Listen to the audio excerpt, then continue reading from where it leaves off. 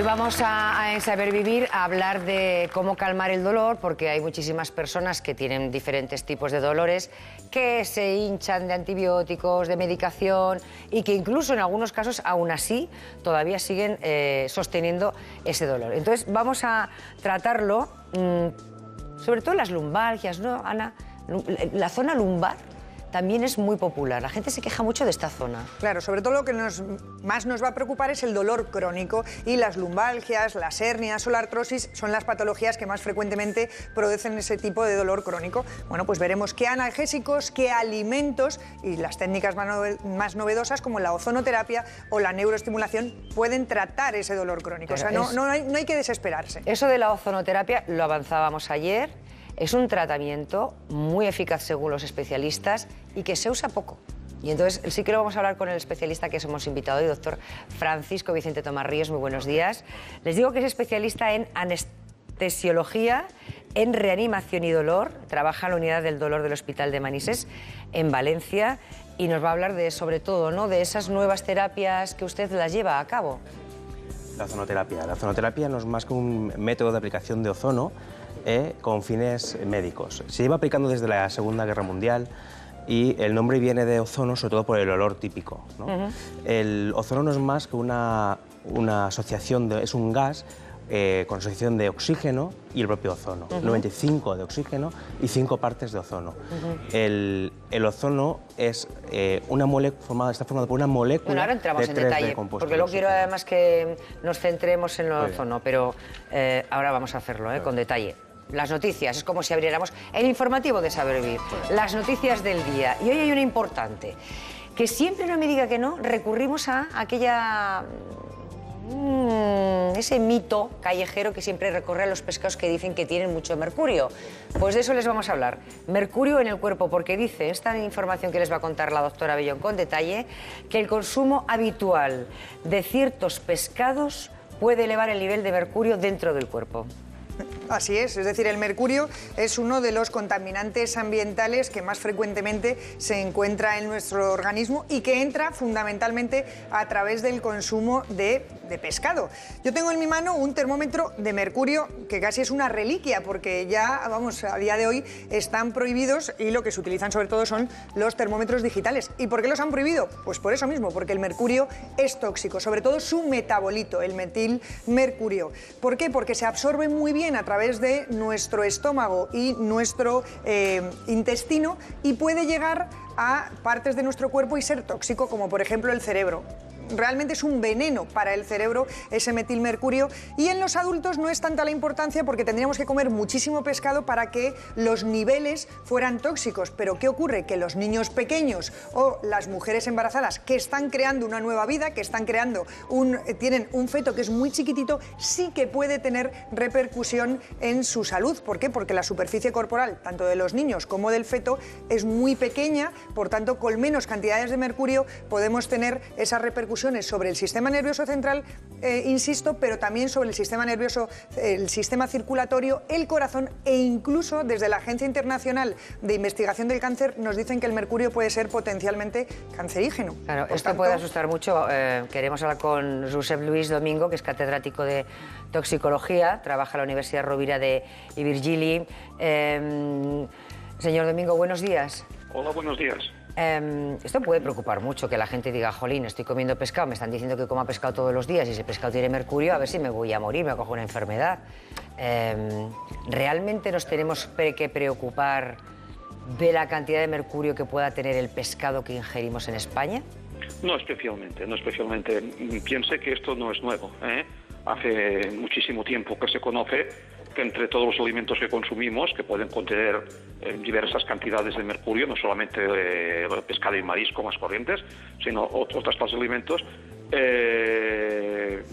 se sabe perfectamente que el grupo precisamente de productos del mar son los que mayor contenido en mercurio tienen, pero ojo, no todas las especies igual, no su procedencia, hay una serie de factores que evidentemente pues pueden minimizar perfectamente los riesgos de un consumo que por otra parte es altamente conveniente por sus efectos beneficiosos, claro está. Ahora, una pregunta, vamos, de cajón, ¿por qué el pescado? Y ahora me dirá qué tipo de pescados son los que tenemos que tener más o menos cuidado, ¿de acuerdo? Sí, sí. ¿Por qué el pescado tiene mercurio? El pescado tiene mercurio porque está bueno, el pescado de fluvial tiene poca importancia, pero el pescado marino, pues los peces están en un ambiente que está altamente contaminado. Es decir, los peces tienen mercurio porque hemos contaminado nuestros mares, así de sencillo. Y precisamente aquellos que contienen más mercurio son aquellos que están en aquellos mares más contaminados. Piense, por ejemplo, el caso del Báltico, que algunas especies, bueno, yo desde luego algunas especies no las comería bajo ningún concepto. ¿Cómo cuáles? ¿Cuáles se pueden comer y cuáles no? No, me refiero a especies capturadas en el Báltico, independientemente de cuál sea. En general, por regla general, como la lógica más aplastante nos llega a deducir, aquellas especies de mayor tamaño, por aquello que el pez grande se come al chico, son las que van a concentrar mayores cantidades. Todos, el metilmercurio está en las propias algas o en los productos de los que se alimentan los peces marinos y los incorporan de su organismo, y naturalmente el pez grande que se come el chico pues cada vez tendrá más.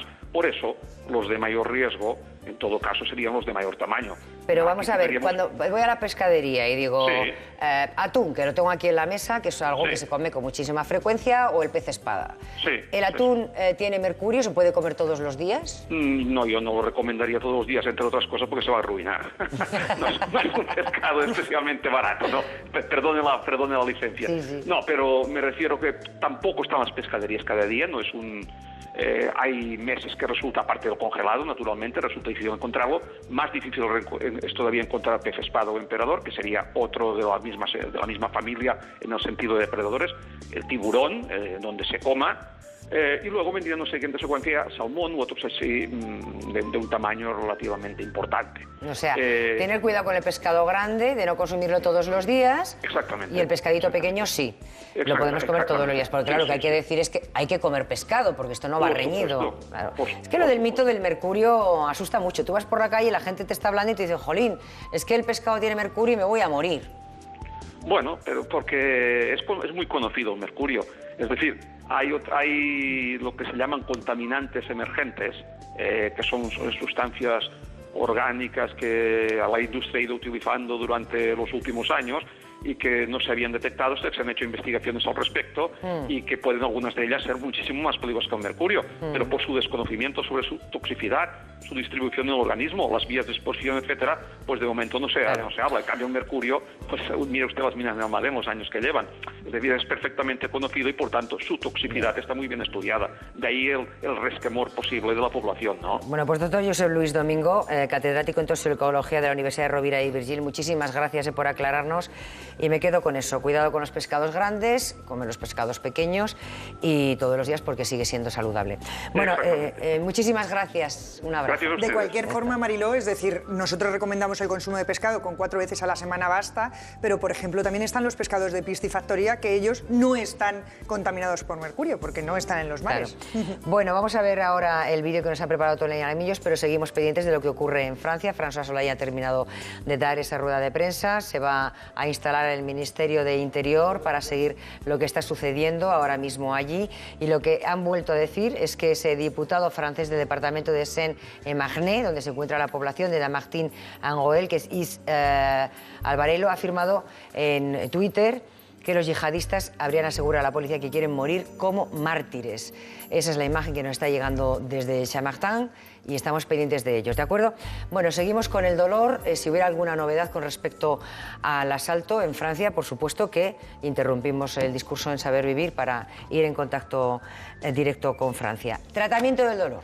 ¿Qué ha hecho Toñi? Pues nos ha llevado a un lugar donde vamos a ver diferentes tipos de tratamientos para calmar el dolor. Quiero que se fijen especialmente en la ozonoterapia.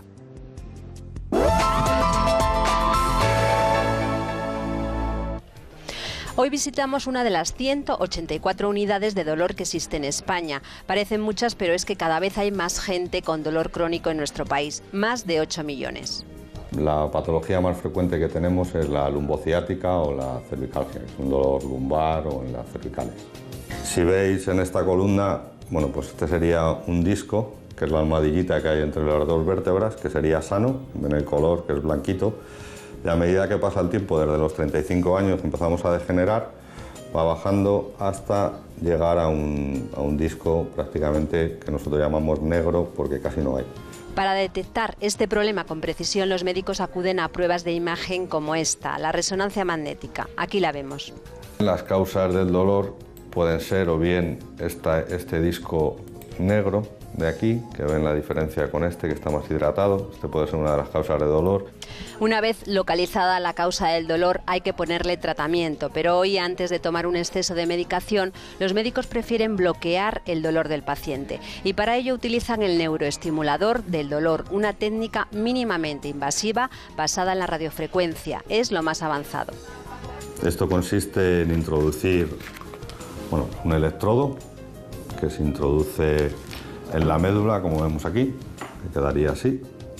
Esta sería la médula, este sería el electrodo, y luego se conectaría pues a un generador de impulsos, que es un marcapasos para el dolor. ¿Esto qué es lo que va a hacer? Aunque hay varias teorías que son un poco complicadas de explicar, es lo mismo que hacemos todos cuando nos damos un golpe.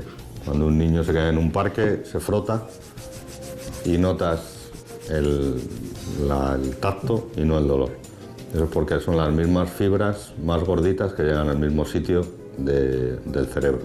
Entonces cambias la imagen del dolor por una imagen de una parestesia, o de un calambrito o de un roce. Estos son los polos, que estos habitualmente son de 8, ahora también hay de 16, y se suelen poner 2.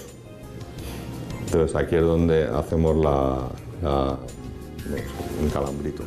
El dispositivo se puede llevar tranquilamente durante las 24 horas del día. El paciente solo nota una leve sensación cuando se aplica la corriente, pero no siente dolor y su calidad de vida mejora infinitamente porque ya no tiene dolor. Por eso, ningún paciente tiene por qué resignarse a vivir con dolor. Hoy en día lo que tenemos que conocer es que hay unidades especializadas que están en todo el territorio español, también fuera, pero en España, y que no hay que sufrir porque seguro que les podemos ayudar, bien con fármacos, bien con técnicas o entendiendo su problemática, como hay en otras patologías dolorosas, pero que lo que hay es que buscar ayuda. Hoy en Saber Vivir conoceremos mejor las técnicas que calman el dolor y entre ellas la ozonoterapia, un tratamiento en alza cada vez más demandado. Les sonará como algo nuevo, pero ¿saben cuándo se empezó a utilizar la ozonoterapia? En la Primera Guerra Mundial los médicos alemanes comenzaron a usar el ozono para curar las heridas y aliviar el dolor en los heridos de guerra. Un siglo después seguimos hablando de ello. Bueno, pues un siglo después lo hacemos con el doctor Francisco Vicente Tomás Ríos. Ahora sí, la ozonoterapia se está usando poco, siendo además muy eficaz, ¿no? Creo que eso sí que lo están reclamando ustedes, que hay mucha gente que podría tratarse con ozonoterapia y no lo hace. Sí, realmente es un método muy eficaz. Sirve para dolores musculares, articulares y lumbalgias. ¿Quién se puede beneficiar de la ozonoterapia? Sobre todo ese tipo de pacientes, ¿no? Pacientes con dolores miofasciales, dolores lumbares por hernias de disco, ¿vale? Como las técnicas intradiscales con ozono, así como las artrosis en todas las articulaciones. La eficacia más probada del ozono, que es lo que faltaba, hoy en día un poco más de eficacia y de estudios que demuestren la eficacia del ozono, que ya los hay, es sobre todo para lumbociatalgias. ¿Qué hace un enfermo pues, que tiene artrosis, por ejemplo? Sí. Ahí tiene un deterioro tremendo en la rodilla, ¿no? Sí. Vale. ¿Cómo se le aplica el ozono y cómo lo nota? Vale. El ozono lo que produce es un efecto analgésico y antiinflamatorio. Para poder aplicarlo se puede aplicar en estos casos con infiltraciones, es decir, con punción, y en otras ocasiones lo utilizamos por vía tópica. Estos 3 casos, que son los más frecuentes utilizados, lo hacemos con infiltraciones. O sea, que son agujas. Con aguja introducimos el ozono, que es un gas, dentro de la zona donde queremos infiltrar. O sea, yo me tumbo en la camilla y no tengo que hacer nada, es prácticamente indoloro, y ustedes lo que hacen es marcar en el cuerpo donde van a... donde tenemos que hacer la técnica. Vale, y ese ozono lo que va a hacer es... Se dispersa en esa zona, se disuelve ese oxígeno y puede hacer efecto analgésico. ¿Por qué ver aquí imágenes de quirófano? ¿Hay que entrar en quirófano? Para hacer algunas técnicas sí, las técnicas de terapia intradiscal sí, el resto de técnicas no. La terapia intradiscal se realiza en quirófano por el riesgo de infección. Que tiene. Entonces hay que hacerla con medidas de asepsia bastante rigurosas. Pero no hace falta una anestesia... No, con una sedación. Anestesia local y sedación. Vale, la zona lumbar es la más popular, la que... La más popular. ¿Por qué? Claro, porque el 70% de la población sufre una lumbalgia a lo largo de su vida. ¿Vale? Y ese 10 o 20% se cronifica. Las lumbalgias, la zona lumbar es la que más se afecta, sobre todo por la movilidad. Podemos verlo si queréis en una maqueta, que por el hecho de la bipedestación, el ser humano lo que hemos evolucionado es a tener una zona muy móvil y que lo que sufre es una gran sobrecarga de peso. ¿Es esa zona más vulnerable? La zona lumbar, la zona cervical, las zonas más móviles. Debido porque a que vamos la zona de pie, lumbar, vamos erguidos, no vamos a cuatro patas. Como vamos en bipedestación, la zona lumbar es la que más se afecta más que la cervical. ¿Por qué? Porque la sobrecarga de peso siempre es mayor en la zona final, la zona lumbar, que la cervical. Generalmente, cuando hablamos de la espalda, hablamos de una zona de distribución central, que es el hueso.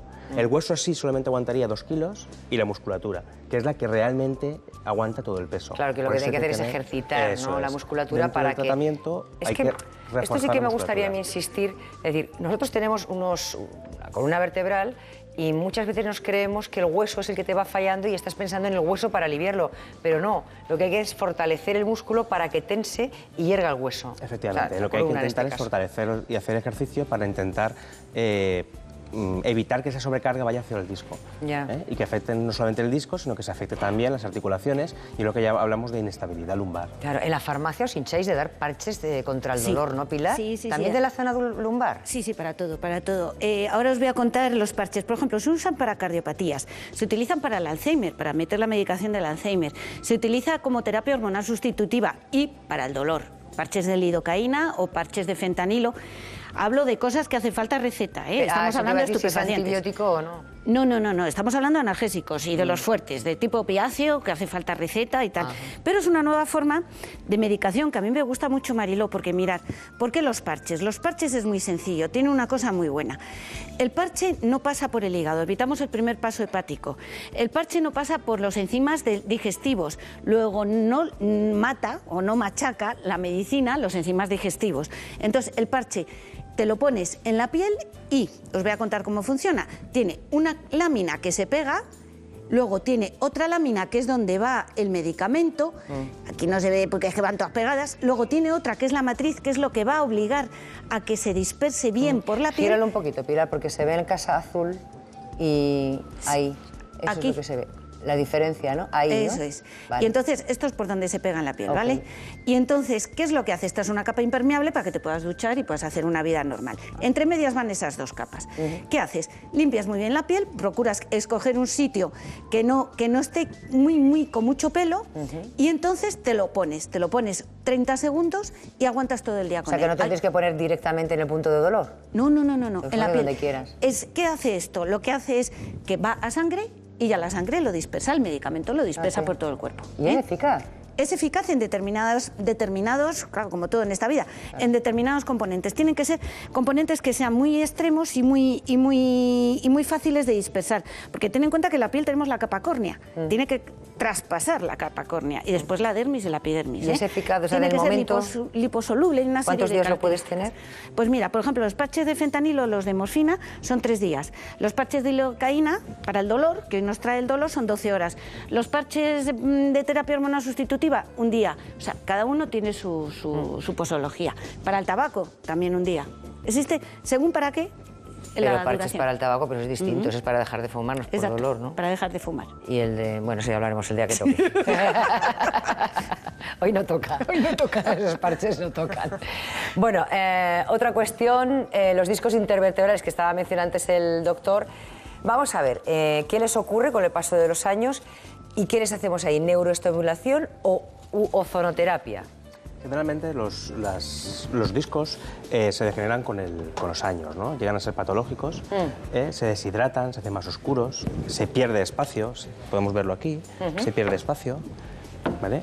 Y esa pérdida de espacio y esas protusiones que a veces se pueden producir debido a roturas del anillo, debido al paso del tiempo, hace que salga parte del disco del núcleo que hay central hacia afuera. Y es lo que provoca muchas veces las clínicas de leumocetalgia. Hay una cosa importante.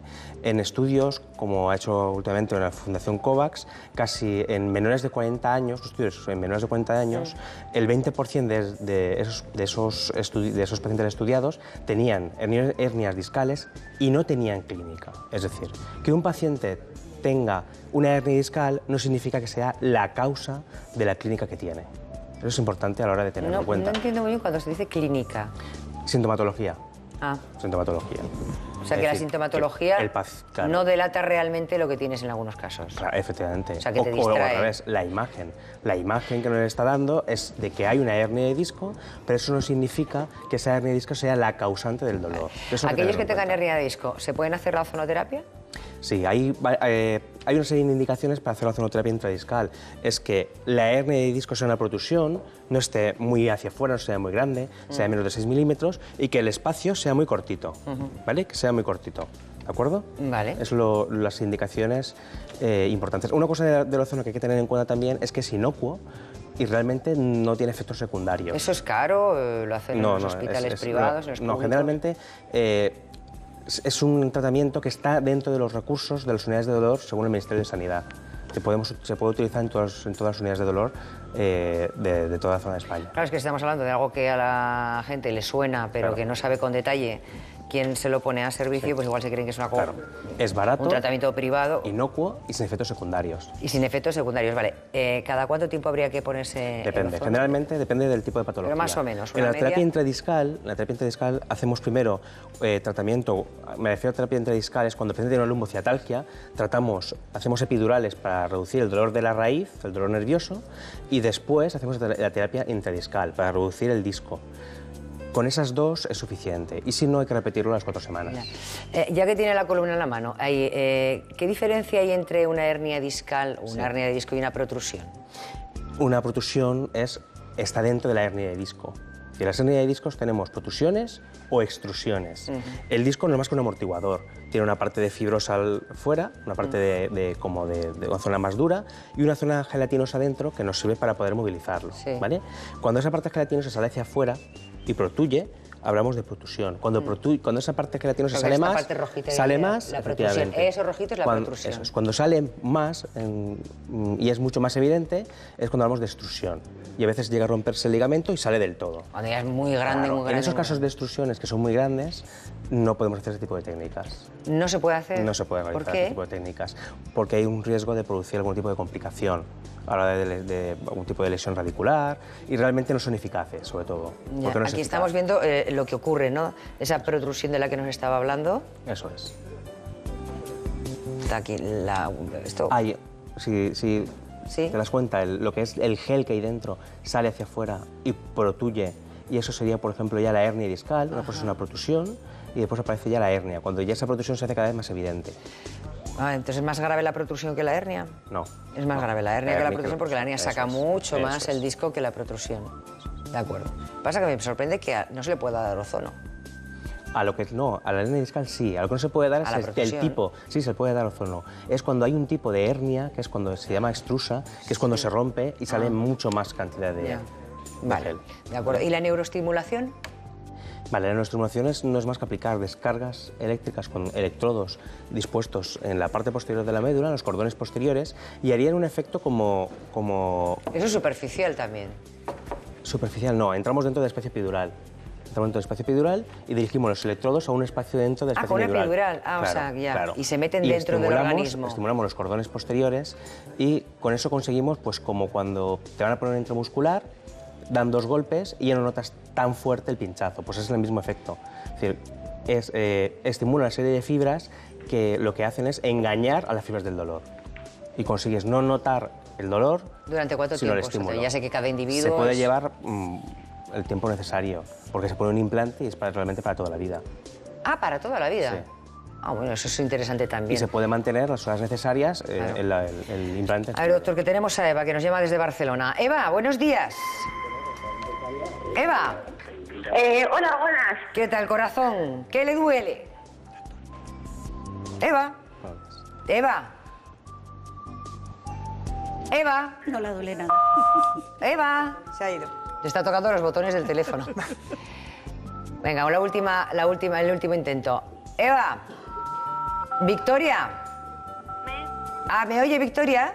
Sí, dime. Bueno, pues venga, ahí estamos. Que es que Eva, no sé qué ha pasado, que no está tocando los teléfonos ahí, no sé.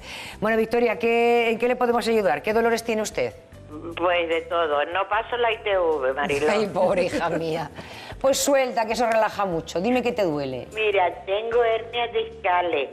Tengo la L3 y L4. Y después con el canal estrecho tengo la S1 y L5. Eva, ¿dónde tiene el dolor? Pues atrás en las lumbares. En la zona lumbar. ¿Y se le va hacia algún lado? Me coge la nalga muchas veces y me tira para los gemelos. Hacia los gemelos. ¿No le baja de las rodillas para abajo? No. No. ¿Se le duermen las piernas? Sí. Sí. Más cosas. ¿El dolor lo tiene sobre todo por las mañanas? Bueno, por las mañanas me levanto agarrándome de las paredes. Eso es. ¿Y cómo duerme generalmente? Bien. ¿De lado? ¿Duerme de lado o duerme bien? Sí, de lado. De lado. Vale. Más cosas. Cuando llega la noche, ¿el dolor es más agravado o se le va pasando? No, ¿sabes lo que pasa, doctor? Que por la tarde me suelo poner un rato la manta eléctrica. Muy bien. Y entonces estoy un poco más aliviada. ¿Cuántos años tiene Eva? 70. No, soy Victoria. Sí, Victoria Esqueva era la que estaba enredando con los botones del teléfono y no soy Victoria, ¿cuántos de años las tiene? Palmas. Y tengo también artrosis en la cervical. Vale, vamos a ver, lo que nos está explicando por ahora parece que sea más un problema de la articulación, un problema más de lo que llamamos síndrome facetario, ¿vale? Habría que explorarla y hacer otro tipo de estudios para poder llegar a la conclusión. Pero ya le he dicho antes que porque uno tenga unas hernias discales no significa que esa sea la causa del dolor. Puede ser que sea la causa clínica de la sintomatología otro tipo de causa. En su caso podría ser las articulaciones. ¿Toma alguna medicación para eso? No, doctor, lo único que me dan es paracetamol porque tengo el estómago y de tanto medicamento hecho polvo. Y Vale. entonces ya no saben qué darme. El dolor, si usted del 1 al 10, 10 como muy fuerte, ¿usted cómo lo define? Pues hay veces que hasta el 10 y hay veces que baja un poquito. Vale. Entonces, ¿cuánto, más o menos? Pues un 8, un 7. 8. O sea, que es un dolor intenso. Sí. ¿Vale? Que creo que ahora después hablaremos del dolor intenso. Vale. Si el dolor es intenso, yo empezaría con fármacos. ¿Vale? Y los fármacos para dolor intenso, más que antiinflamatorios, que en su caso se pueden dar, pero en muy corto tiempo, serían opiáceos, generalmente. Es que mira, esto lo podemos juntar con Charo, de Valencia, que nos ha dejado en el buzón, porque dice que le duelen las articulaciones, que toma ibuprofeno, y dice que si pregunta que si tomarlo a diario le puede causar algún problema, porque es que también lo que estaba diciendo Victoria es que ya tenía hasta el estómago ya tocado. Claro. De tanto El problema de los medicamento. AINES son las complicaciones que pueden tener en relación a problemas de estómago, a problemas de tensión arterial, y eso es importante tenerlo en cuenta. Se pueden tomar limitado en el tiempo, no de forma crónica, y sí que a veces lo que asociamos son otros tipos de antiinflamatorios, que son de la COX-2, Sí, pero una persona que no producen problemas de estómago. Claro. Es que en el caso de Charo dirá, jolín, me duele, Claro. tomo, Entonces, pero ¿durante cuánto se tiempo pueden puedo tomar el utilizar ibuprofeno? El ibuprofeno no, lo que solemos asociar es otro tipo de antiinflamatorios. ¿Qué tenéis en la farmacia, Pilar? Lo que dice el doctor, el COX-2 no produce los efectos que produce el ibuprofeno. Y es que lo que muchas veces decimos aquí en directo, muchas veces se está abusando de muchos analgésicos, porque dices, bueno, como me quita algo el dolor, y se ponen morados, por ejemplo, el ibuprofeno. El ibuprofeno es para dolor leve, pero el ibuprofeno es nefrotóxico, hace daño al riñón, aparte del estómago. Entonces, lo que hay que hacer es no abusar. Entonces, como decía muy bien el doctor Francisco La Vicente, gente creo que la no hay que sustituye un abusar. poco por la aspirina. Claro, entonces mira, vamos a diferenciar los tipos de dolores por la sintomatología. Dolor leve, dolor moderado, dolor intenso y dolor neuropático. El dolor leve es lo que utilizamos casi todos, que tú lo acabas de decir, la aspirina, el ácido acetilsalicílico, el paracetamol y el ibuprofeno, pero todos tienen su efecto secundario. Por ejemplo, el ácido acetilsalicílico daña el estómago, el ibuprofeno estómago y riñón y el paracetamol el hígado. Entonces, ¿cuándo hay que utilizar esto? Pues para dolores leves, para momentos pequeñitos que te van a calmar y te lo van a pasar. pasar, pero no estarte un año entero tomándote analgésicos de este tipo. Y nunca, por ejemplo, mezclar paracetamol con aspirina, no es bueno la mezcla, ¿eh? Siempre hay que consultar y siempre hay que preguntar, porque puedes hacer algún cóctel por ahí un poco raro. Y yo a todos os digo lo mismo, si el dolor es leve y no es muy fuerte, tira de Arpago. El Arpagofito lo hay en crema, pero si es una rodilla, una cosa así, o Arpagofito también tomado en comprimidos, que es igual que un antiinflamatorio, tiene el mismo efecto y no tienes los efectos secundarios que pueda tener, pues eso, el abuso de ibuprofeno. Vamos a pasar al siguiente tipo de dolor, el dolor moderado. Este es un dolor, os voy a poner un ejemplo, es un dolor que es un dolor de muelas. Vosotros decís, es que es horrible, bueno, pues es un dolor moderado. ¿Qué utilizamos? El metamizol en ampollas. El metamizol en ampollas muchas veces en la farmacia decís, oye, es que pone inyectable, ¿cómo me voy a tomar esto? Sí, no te preocupes, lo abres, lo echas en un vaso de agua y te lo tomas. Maravilloso, te quita el dolor, en un cuarto de hora, 20 minutos te empieza a quitar el dolor. Pero tenemos otro que es... receta? El metamizol, en teoría hace falta receta, pero si me vienes con un dolor de muela que te caes, como tú comprenderás, lo damos, ¿eh? Y luego tienes los opiáceos, que los opiáceos están yendo muy bien. Como siempre, su contraindicación, estreñimiento, hay quien le provoca náuseas, pero está yendo muy bien para el dolor. Pero vamos a pasar a más, como decía también antes el doctor, al dolor intenso. El dolor intenso, hay por regla general ya los médicos mandan los estupefacientes o mandan la lidocaína y siempre en parches, lo que hemos hablado antes, en parches, ¿eh? Funciona muy bien. Y luego, me decía antes el doctor que el dolor neuropático es un dolor que ocurre cuando es en las terminaciones nerviosas. Entonces son dolores que nosotros en la farmacia, en un principio hace años, nos chocaba porque decían, ¿cómo que te han mandado un antiepiléptico para quitar el dolor? Esto no es normal. Pues sí, se dieron cuenta que los antiepilépticos y los antidepresivos quitan el dolor. Los médicos hacen unos cócteles muy bonitos y que resulta que la unidad del dolor está para eso, para quitar el dolor.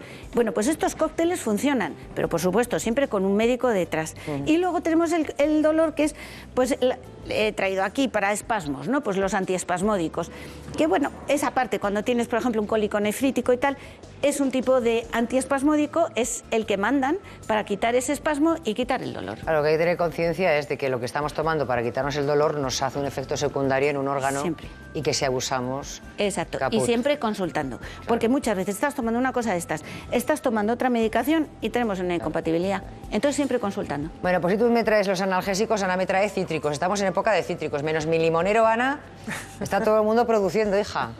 Yo me lo haré a mirar ese limonero porque Digo, realmente, como tú bien dices, estamos en temporada de naranjas, de mandarinas, de cítricos, que no son más que frutas que pertenecen al género Citrus y aunque su origen es el Asia tropical y subtropical, realmente con el paso del tiempo se ha extendido y el consumo de los cítricos es en todo el mundo. Los cítricos más conocidos, en España los que más se consumen, son las naranjas, los limones, las mandarinas, el pomelo o la lima, pero también hay otros cítricos menos conocidos, pero no por ello menos ricos y con muchas propiedades nutricionales, como por ejemplo el tanguelo, que es una mezcla, un híbrido entre la mandarina o el pomelo, o por ejemplo la cidra, que es un fruto muy parecido al limonero, pero bueno, que tiene un sabor un poquito más ácido. ¿Por qué se llaman cítricos? Bueno, pues por su contenido en ácido. Yo pregunto aquí, ¿qué es lo que nos aportan los cítricos? La mayoría diremos vitamina C, porque es lo que realmente más nos aportan y lo más conocido. La vitamina C es una vitamina hidrosoluble, eso significa que la tenemos que tomar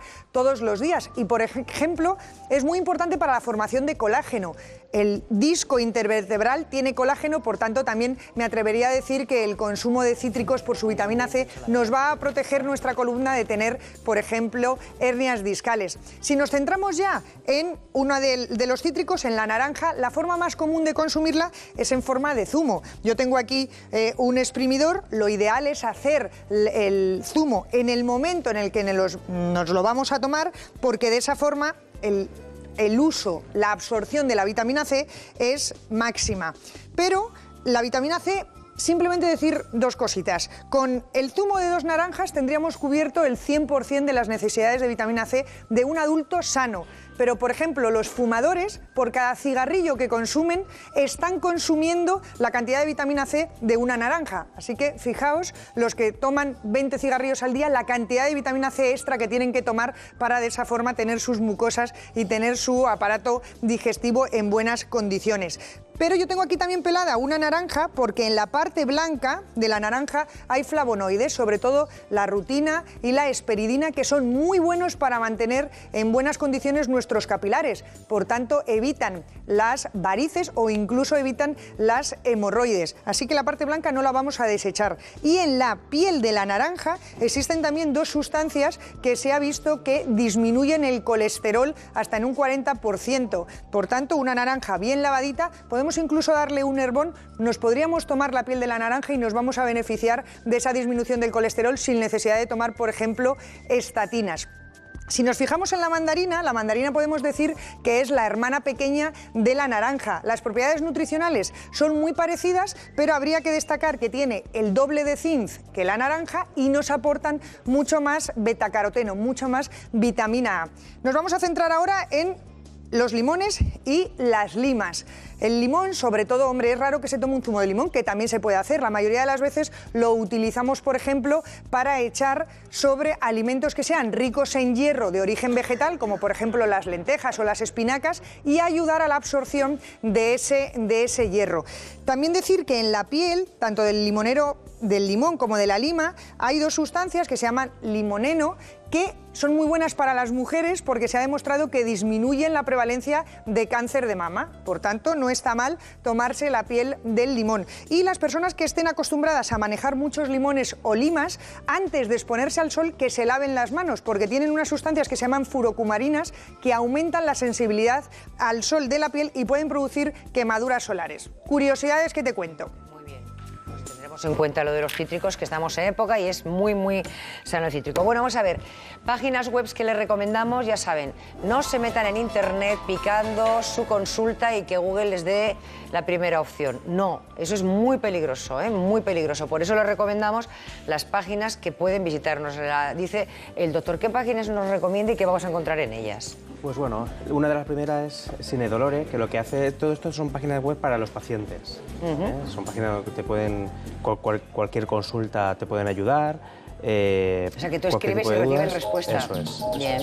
Hay también escuela de pacientes, un poco educan. ¿En qué consiste la escuela de pacientes? Pues realmente te educan un poquito en temas relacionados con el dolor crónico. ¿Pero cómo que te ayudan? Pues en relación al ejercicio, Vale. físico, educación, por ejemplo, de alimentación, etc. Claro. Hay uno que es Cinedolore y el otro aliviodeldolor.es.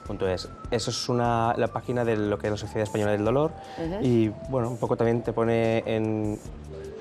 ayuda pues, también a ponerte en contacto con ciertos profesionales y también, sobre todo, pues para encontrar de cada uno de la provincia suya, porque claro, dices, también, estoy en Albacete y ¿dónde tengo yo aquí una unidad del dolor específica, especializada? Y ahí lo puedes encontrar. Pues muy bien.